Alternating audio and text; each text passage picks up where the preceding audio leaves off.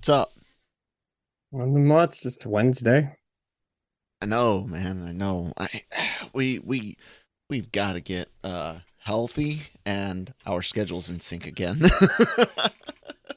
We need healthy days and happy days to all sync up so we can do this show more often. Because man, we missed out on some stuff.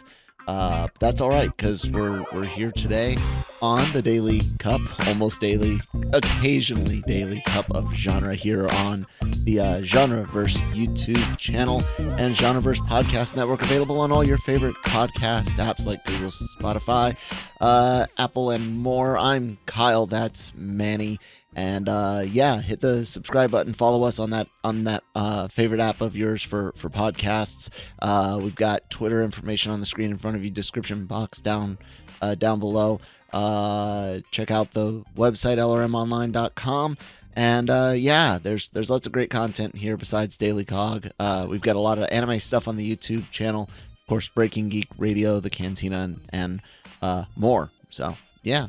Let's start off with something cool for you, for me, for anime fans, LRM and Genreverse fans. We announced this a bit last weekend when Brian was here. Brian does the Anime Versal reviews and reactions, AVR squared, with Christine and I. We're going to Anime Expo. And we're dragging Manny along with us into the den of weebs to host a panel at Anime Expo that Manny has so graciously agreed to moderate for us. So pretty excited about that. We're going to be talking about anime's influence on parenting, raising kids. You've got a lot of experience in the panel. Parents. Brian works professionally with U.S. military kids. So yeah, should be a lot of fun. The panel is July 3rd at Anime Expo, room 402, 10 a.m. Be there. Manny, how you feeling, man? Have you ever hosted a panel? Have you ever been on a panel or moderated a panel? I've done similar things, but not nothing like that though. How you feeling about it? Meh, it's fine. I'm just kidding. I'm excited, Oh man. my god. I was gonna let it drag on a little bit more for effect, but no, I'm super excited. I'm very honored for the privilege, because I mean that's kind of a bucket list thing for many people. Mm-hmm. And yeah, it's gonna be really cool regardless. I mean, as a parent myself, I get to point at everybody in the room and go, "You weebs." And yeah, nothing more than to take my whip out and control the monkeys on stage. Yeah, good luck. Have you ever watched us on camera? I thought you were gonna say have you ever seen monkeys on stage? No, God. Yeah, it's gonna be a lot of fun. The way we're kind of building it is like a TED Talk meets Q&A. We've got like I said, a lot of experience, stories, and we're each covering a kind of like a specific aspect. Brian's going to kind of be looking at the socialization as Army brat. All three of us were Army brats, but as an Army brat himself, and then working with Army kids as part of Child and Youth Services there. He's seen experienced firsthand how anime can be that icebreaker. You see someone wearing a Dragon Ball shirt and you're brand new, that gives you an in. And kids moving around is something very near and dear to us, like I said, as military kids. I'm going to kind of discuss some of the generational aspects and how my love and appreciation of anime has allowed my son and I to have a connection. Of course, Christina's as well. But kind of look at how anime helps bridge gaps. I mean, you got kids today watching Dragon Ball. Their parents watched Dragon Ball when they were kids and things like that. So, and then Christine's got other aspects. So it should all turn out fun. Manny will help guide us through those Ask Us Tangent questions, and there'll be a chance for some Q&A. So again, Anime Expo, AVR, hosting a panel moderated by Manny Gomez. Be sure to check it out. Yeah, Lots awesome. of fun. Oh man, Spider-Man Into the Spider-Verse. I'm sure that is something you've wanted to talk about. We didn't get a chance to talk about box office numbers earlier this week, so we'll touch on it quickly. But what did you think of Spider-Verse, man? Almost perfect, man. Really? Almost perfect. If they didn't have audio issues. I keep hearing that. That is so bad. Oh my God. You even had the filmmakers put out a tweet saying, hey, ask your theater to adjust their sound system. And it's like, oh my God. And that's not good. The thing is, and I was talking to a couple of editors at work yesterday who obviously work with videos all day. Mm-hmm. Sometimes to the general audiences, you might not notice it. And as the movie goes, hold on, that's kind of what I'm getting at. And as the movie goes on, you kind of like accept it because it's a really good movie. But if you do this for a living, reviewing films, editing films, just really nitpicking about technical things, cinephile, yeah, it is audiophile. It's glaring, and that sounds rough. And it's like, and so at the end of the day, it's like, oh, that was a fantastic movie. Too bad the audio was screwed up. But it's with everything else that happens in it, I feel like it's almost nitpicking. But like, I don't know. A lot of people were complaining about it, even on Breaking Geek Radio, which you guys can find their review right here. Jonesy also had to do the old man complaining about teenagers thing, which, to be fair, you and I do the old man complaining about young people thing as well quite often. What's the complaint? What did he complain about? Oh, he was talking about like teenagers being on their phones, talking, like just being teenagers. Oh, Jonesy had to get off my lawn moment. so that's, I think that was the other thing that I really loved about the movie, which has nothing to do with, well, I mean, it does, but the movie, but I was in a theater that was about 60-40 adults and kids. Mm-hmm. And at the end, a group of kids had the same reaction as a group of adults. and I was just sitting there laughing because a movie was able to have these two different demographics react the exact same way. Yeah. Although one could argue those men were also children, but I will not support that argument because sometimes movies have you were in that group. Yeah. But like I'm like, isn't that really cool that a movie could do that? You know, different generations, and you're getting the same reaction out of a moment. I think I mean, like, what else do you want out of a movie? That's something I've good audio.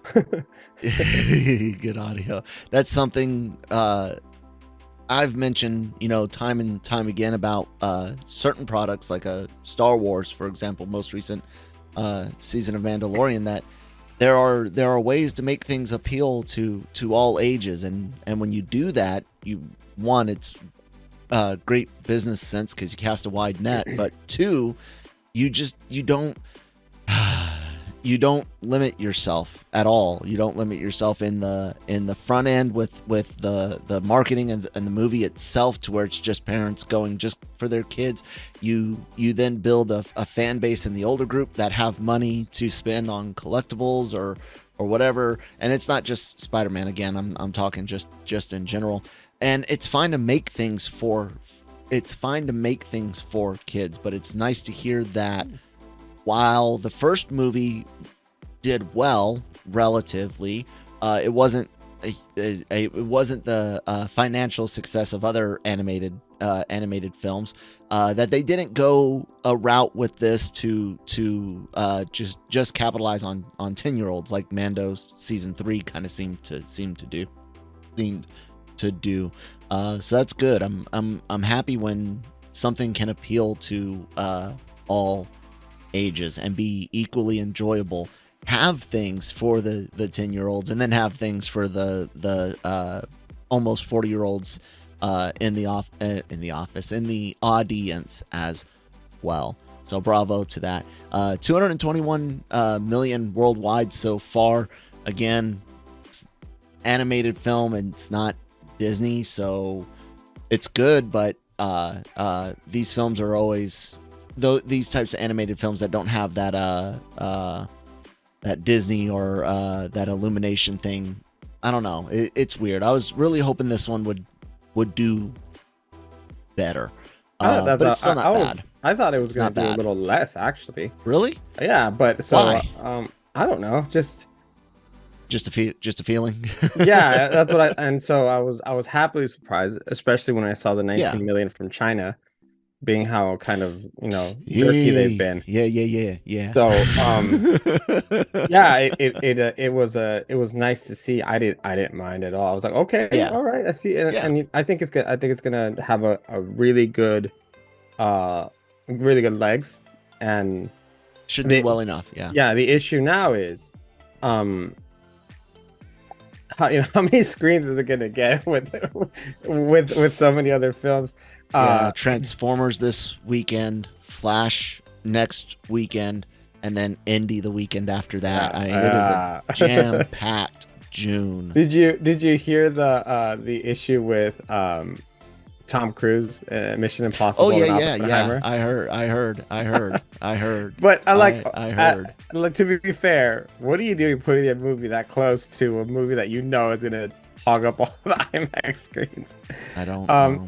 It's and honestly, everyone needs to enjoy this now, because there's going to be a lull for movies coming up very soon. Yes, we have the screen actors and the writers currently on strike. The actors aren't on strike yet. They voted agreed that they could. Yeah, that's what I meant. And the rumors I've heard is that they're a whole lot more in line with the writers than they were with the directors, who quickly took a deal. Yeah, like I said, in the end of the day, the studios have a lot of investments. They have sponsorships. They have back catalog full of residuals. They have sports venues, sports teams, sports channels. They have news. There's a lot of stuff the studios have that can keep them generally afloat. Not to mention some studios have theme parks. Additionally, most actors need work. Spielberg, Depp doesn't need work. Chris Evans might not need work, but there's a bunch of people that do need work, and being on strike for a long period of time is going to be more impactful on them than it is going to be a Gwyneth Paltrow or Robert Downey Jr. And same thing for directors. You got all these directors out there that do commercials, that do music videos or small things, TV episodes, and they need work because their name isn't Chris Nolan or Steven Spielberg. And writers, of course, the ones that have been in the news the most. We all know that a lot of writers don't get paid all that much, and a lot of stuff gets written, and it's not all written by McFreely and Marcus, the guys the Russos are always working for. So it's a war of attrition, and yeah, you've got these two groups standing together. Good for them, but people that are knocking the directors, like I said, it kind of depends on what your base has. Most of the actors in the guild can't afford not to work for a long time. This isn't me telling them to fold. This isn't me picking studio sides or anything. It's just me observing the layout of the battlefield, if you will. It's a siege battle, you know what I'm saying? And unfortunately, or fortunately, depending on which side you actually do fall on, one side has more resources than the other. It's going to be interesting to see how this goes, because they didn't have this type of solidarity with the other guilds that I remember. Yeah, no, it was just them last time. Yeah. So it's going to be interesting, but you also can't blame people for looking out for themselves in an economy that really sucks. And like I said, most people are thinking of like Steven Spielberg standing in solidarity, and I just throw that name out as a well-known director, not that they've actually come out and said or did anything particular, but people think of, you hear directors standing directors folding, and they're thinking, oh, Steven Spielberg folded. And it's like, no, John Smith folded because John Smith needs to feed his family. Or not even folded. That's the wrong, in their mind. I'm not saying folded. And others right now feel like they can stand up for a little bit more. It's a very nuanced situation. And again, all of the players are not big names. The majority of the people that are fighting for better wages and stuff like that don't have a big name. I get that. So, but they do have a lot more to fight for this time around, though. Yes, it's going to be interesting. Last time that they were fighting for it, I mean, obviously it's always just been better pay, which, to some degree at certain points everyone deserves if you're doing your job. But now you have the added complexity of streaming, because as I was explaining to people, at work, one of the biggest things is it's not just that they want to get paid more. The issue is sometimes these writers, they don't have work, but they're able to make it through residuals, through syndication of shows and things like that, like on cable specifically. Every time they continue to play The Office, residuals. Every time they play Brooklyn Nine-Nine on Comedy Central, or whatever, residuals, and it's a small piece, a very, very small piece. But if you think about how many episodes some of these writers are writing for different shows, it adds up to I can survive while I'm still working on new stuff. The issue now is these are going on streaming services, so you pay a license. And sometimes being erased completely where they can't make money anymore. You pay a licensing fee, and you can play the show for as long as the contract whatever the contract says, and that's it. There's no residuals for every time it's played. There's no way to. There is ways, of course, to monitor it, but the streaming services never release those numbers, and so that's an issue. And then the next issue is the implementation of AI, or the thought of using AI in Hollywood for writing, for visual effects. Oh yeah, that's etc. I mean, it's already here, and that's something that they're very worried about, and that they want the studios to have a language for, a barrier for, safeguard for their jobs. And finally, studios aren't hiring writers for the same amount of times anymore as they did in the past. In the past, the way that you would have writers is writers write, of course, as their name would say it. They would also be on set. They would also be there to change things as necessary. Now they're being hired 6 weeks at a time, and then let go, and then really the producers take over and adapt whatever they need to do to some degree, or they have other writers come in a very temporary spot. So like the job security is way less than before, and so there's a lot more to fight for, I think, this time around. Part of it before, and part of it honestly comes from, as far as like the I don't want to use scheduling, because that's the point you were just making. I can't figure out a better word to wrap it up, but goes into the need for so much additional content. Having a higher turnaround, shorter term, means you get to hire more people to touch things at cheaper cost. Then you have a smaller group of, like you mentioned, producers, showrunners, directors, other writers that you bring on that touch up on, think of it as like a pyramid, if you will. A bunch of writers write all the general stuff, and then a smaller group of people fine tune on set as necessary, like you were kind of saying, and it carries on from there. Guys, streaming is something we've talked about endlessly on LRM and the Genreverse, specifically LR Mornings and Daily COG. It is a double-edged sword. It can be used well if it is filled mostly by back catalog, documentary, educational, maybe light, cheap content like young kids content, things like that. But using it as the replacement for satellite and cable TV and the replacement for the movie theater, it is not feasible to do that and maintain the content quality or quantity. It's just not not without paying more and ads. I mean, I'm telling you, I can see a day where the only way to get ad free is to buy the 1-year package of the premium. If you pay month to month, it's going to be ads. I'm talking like it'll be Tide commercials. He'll be watching Walking Dead season 3 or Walking Dead, The Last of Us season 3, and they'll have Tide commercial breaks. I'm telling you guys, it's coming. It's not sustainable. It's just not. How do we do this again? The thing about it is, it might be a good alternative for television as far as we know what to watch, because even cable has on demand and things like that for shows.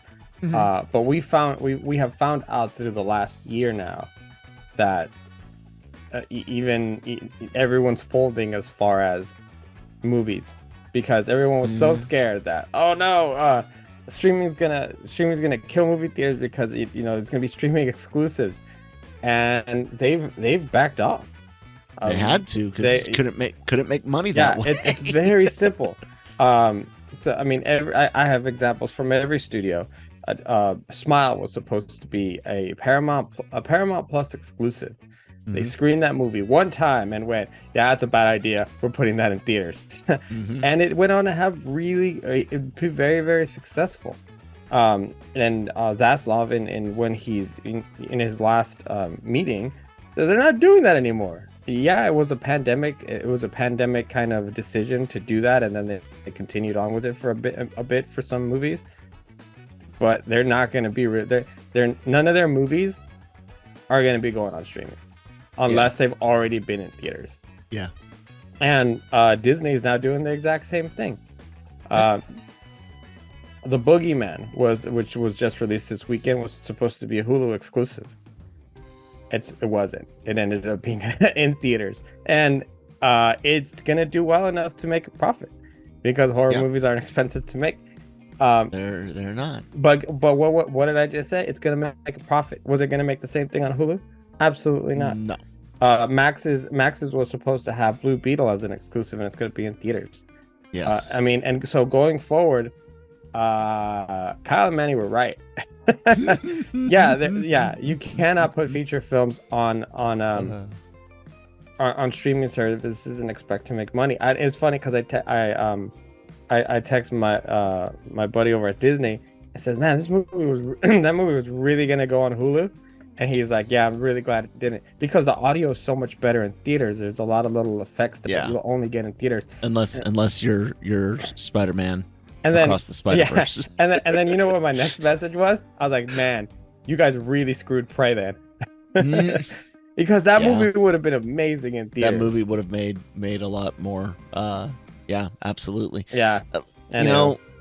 It's one of those things, man. It's a slow moving car crash that you foresaw coming and still couldn't stop. So it sucks. We'll see how it ends up correcting itself. I see them dragging us kicking and screaming back to the theaters for most movies, which will be happy for. I kick and scream in my seat because I spend so much time. As a matter of fact, Regal just sent me an update because I use my Regal card, of course. Yeah. For everything. It's not sponsored. Yeah, that's the only way I can watch so many movies all the time. And this year alone, I've already been to the theater. What was it, 25 or 35 times? I think it was 25 times. That doesn't include any of the screenings or anything I attended at those theaters. Right. So I was like, oh, holy cow. Let me look really quick. 2023. So that was 26. Damn. Just this year alone. Damn. And if you count the screenings, I think I'm at 36. Jeez. What? Way to go, and that dude. doesn't include TV series. Yeah, no, we're not even that many weeks deep into the year, and look at you. That's over a movie a week. Yeah, and you know what? Yeah. Sorry. So when I give my opinion on movies, you might know what I'm talking about a little bit. But then again, everyone has their own opinion, and they're gonna love what they love, and that's fine because that's why there's so many of them. I just happen to watch all of them to get a wider scope of what's out there and different tastes. And as I wash myself out in white light, switching the screen over to Rotten Tomatoes. Speaking of opinions, people are releasing theirs on The Flash. Early reviews yesterday, I saw The Flash had as low as like a 68% on Rotten Tomatoes as of this morning. That was when it had like 16 reviews. As of this morning, this recording right now, 78 reviews are in. 73% of them are positive. For those that don't understand what Rotten Tomatoes is, it's not like 73%, like a grade of 73 out of 100. However, when you dig into them, you'll see a lot of middling grades. To read a few of them, Preston Barta, Denton Record Chronicle, strange to be watching and reviewing another superhero movie like The Flash in the wake of Spider-Man Across the Spider-Verse, which, by comparison, is like measuring gourmet with fast food. That said, The Flash is some tasty fast food. Jesus Agudo from... I'm not going to try to... Talera. I'm not going to try to pronounce things more properly because my speech. The best chemistry in the whole film is the one that Ezra Miller has with Ezra Miller. Flash is more of an homage to what the DC universe was rather than a reset, but it got a 7 out of 10. That full review's in Spanish. A couple of negative ones, a 2 out of 5. Flickering Myth, Robert Codger, sorry. White noise fan service that doesn't register as anything beyond pointless action devoid of character driven stakes, filled with horrendous CGI. Ezra Miller is the only decent aspect, and I shudder to think how awful The Flash would be without them. Someone else, 2.5 out of 4. Ezra Miller is definitely an acquired taste as the lead character. This is Jeff York establishing shot. Perhaps most troubling of all is how much more interesting both the older Batman character Keaton and the new Supergirl Kaye are in support. A lot of 2 out of 5, a lot of 6 and 7 out of 10s, a few 8s. I seen an A- from cinemovie.tv. Lupe Rodriguez Haas gave it an A-, which is one of the highest, a 4 out of 5. I don't know, man. This is a movie, and here's the danger and why I wanted to kind of go into these mixed reviews. Mid. Hey, it's meh, or it's okay.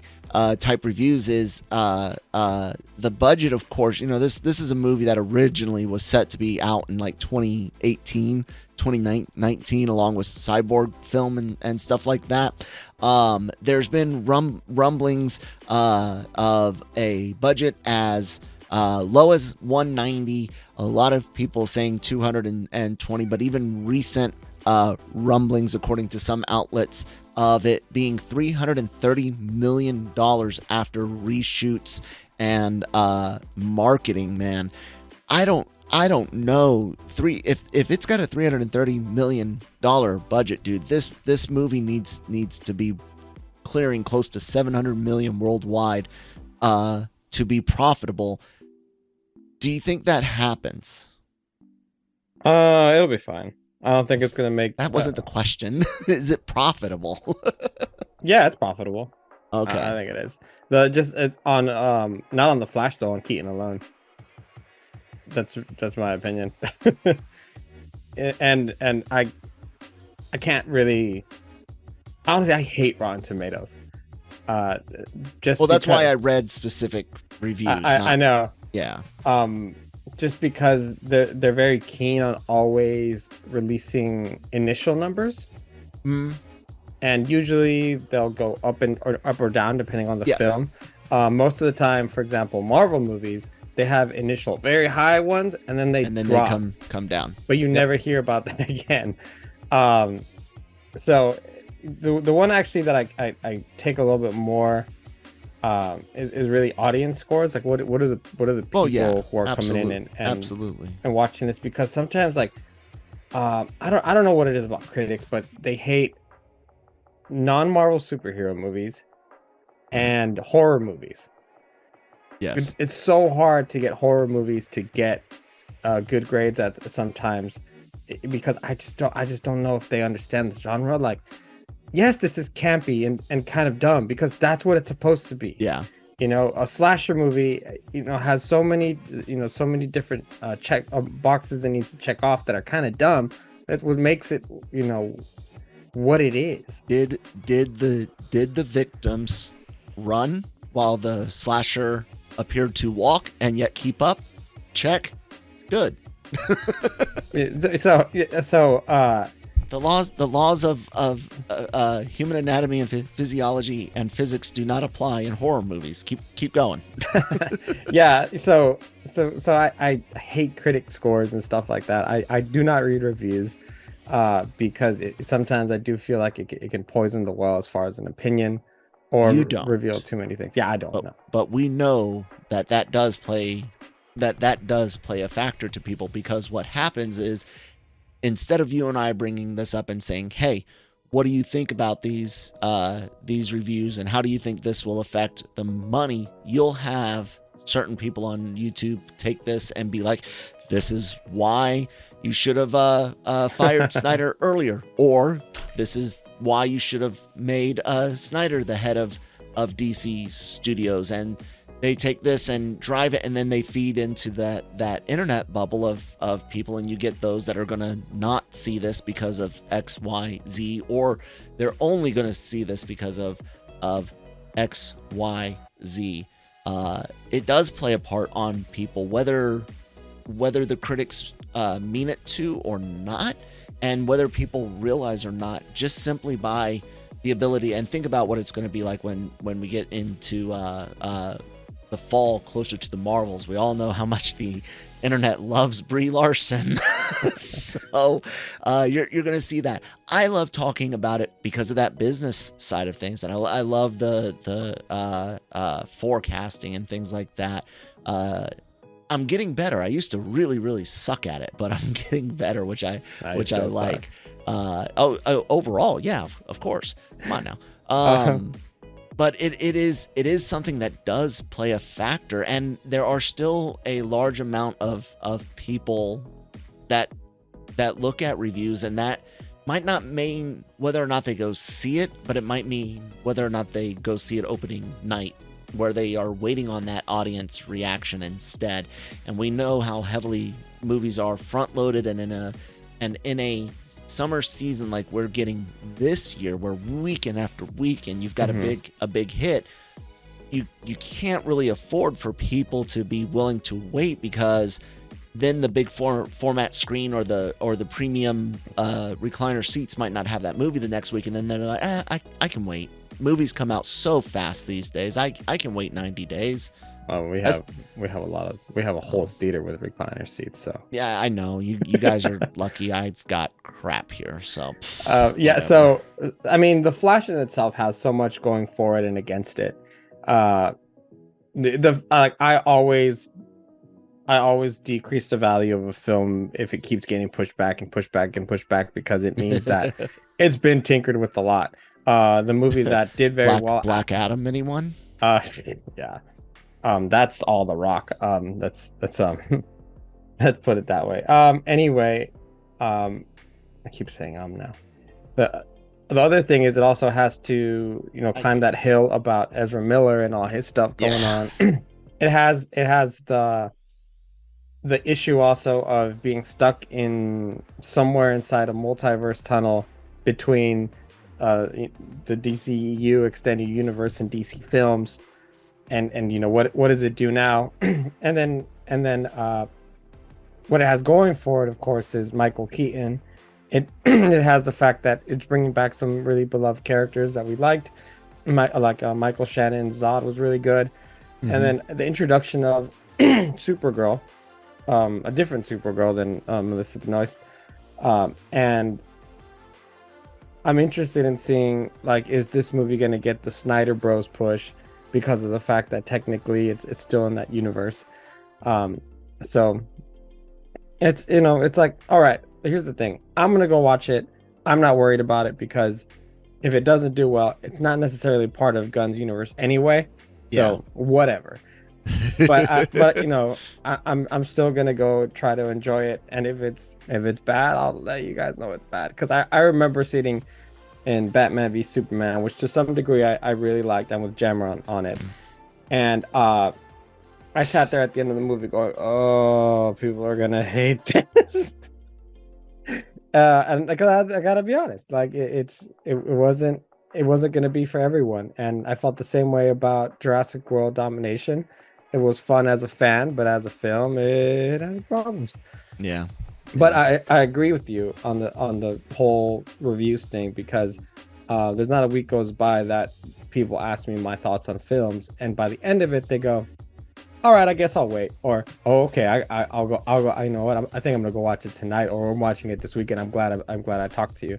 I 100% agree with you. I was just saying from my personal experience. Oh yeah. I don't I don't like doing that. I like to maybe dive into a couple of actor and director interviews, maybe, but or do some myself, of course. But never see the opinion of a guy or a lady critic who has a vendetta against Gunn. Yeah. Back in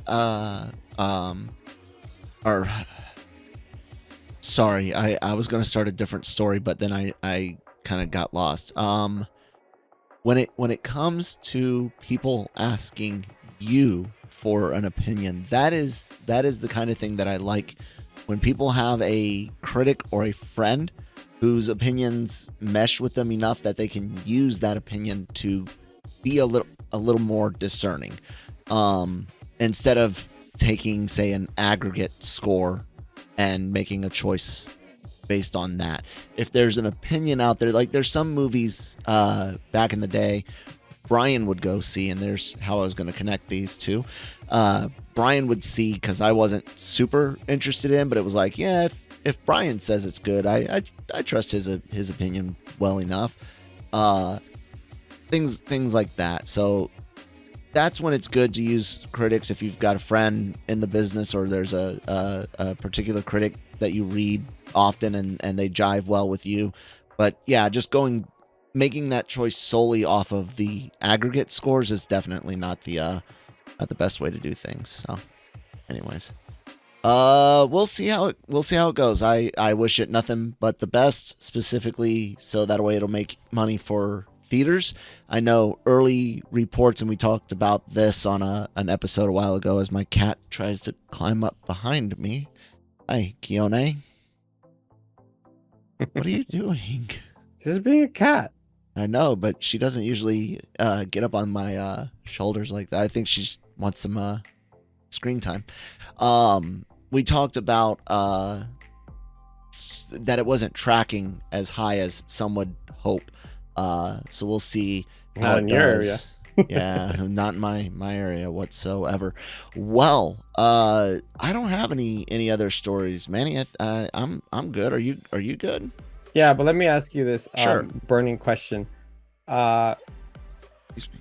If Into the Spider-Verse and Across the Spider-Verse did so good, and there's Sony films, how come they can't get any other film right? Oh my God! Don't even give me that. I don't know. Like I said, one of the things when it came to the first Spider-Verse movie, it was low budget, low budget, and they didn't care. Like, corporate didn't care if it made money. Good. It didn't really cost them anything to make the money. Now it's like you guys obviously have something going here. Why can't you replicate that instead? And I haven't seen the movie yet, but I've heard some things. Instead, we get Sony muddling with what is and what isn't connected to who, what, where, when, why, and how. And yeah, they're giving us Craven and giving us Madam Web. So I do not understand. That was my second thought after really enjoying the film and watching everyone enjoy it. All those connections that they are playing with. I was like, what? I was like, why can't they do anything else good? I liked Ghostbusters, so that doesn't count. Oh yeah, but whatever. Other than that, I mean, what really have they given us? But I think the one thing I did want to say about the last thing I'll say about Across the Spider-Verse that was special is so all the you know how we talked about the nostalgia in No Way Home and how without it was nothing. Yeah. With so many Spider-Man in the film, I thought it was going to get really clunky, and I thought it was going to wasn't going to work the same way as it did the previous film. But if it did one thing, it made me realize how much of a part of my life Spider-Man has been. Oh yeah. Because it goes. Wait, you saw it, right? No, not yet. I know everything. Okay, though. so but don't spoil for everyone, but kind of okay. Keep it, so there's different Spider-Mans that are represented in their true animation or live action version or whatever. And so it's like, oh, I remember that Spider-Man from whatever, and then I remember that Spider-Man from this and that, and from different mediums, and then you start like putting the connections as the movies go on, and you realize, man, Spider-Man's been in my life for a long time. It's just Spider-Man tattoo, so that's just a prison tattoo. Relax. Oh God. I just my most hardcore prison tattoo, the giant Star Wars one. Or no, wait, is it my Ghostbusters tattoo? That's not a prison tattoo. That's a nerd tattoo. It looks great. Thank you. But it's really, I thought it was really cool that the nostalgia wasn't necessary. We're just kind of in a little bit more of crumbs that then allowed you to put together like, oh man, like they've actually done a really good job at making sure Spider-Man stayed relevant in my life through everything. And then here we are, here I am at almost 35, still watching Spider-Man. Yeah. So I thought that was really cool. They didn't necessarily shove it down my throat, and I'm ready for more Spider-Man, not Madam Web or Craven. I just or Venom 3 in the words of one of my favorite characters in Spider-Man, just get me more damn pictures of Spider-Man. Yeah, there you go. And you guys can get more content here on the Genreverse YouTube channel. Lots of anime reviews and reactions. Daily COG, Breaking Geek Radio. You can check out their Across the Spider-Verse review right there. Cantina will be around with Star Wars news when it hits. And we'll see what the future brings with Secret Invasion and Marvel Multiverse Mayhem. If it's not a reaction video, it goes up on all the podcasts, go up on our podcast channel, Genreverse Podcast Network, and of course, LRMonline.com. Every day for all written news, entertainment, all your entertainment news, needs, opinions, written reviews, celebrity interviews from the LRM YouTube channel, and more. Any final words, Manny? The truth is out there.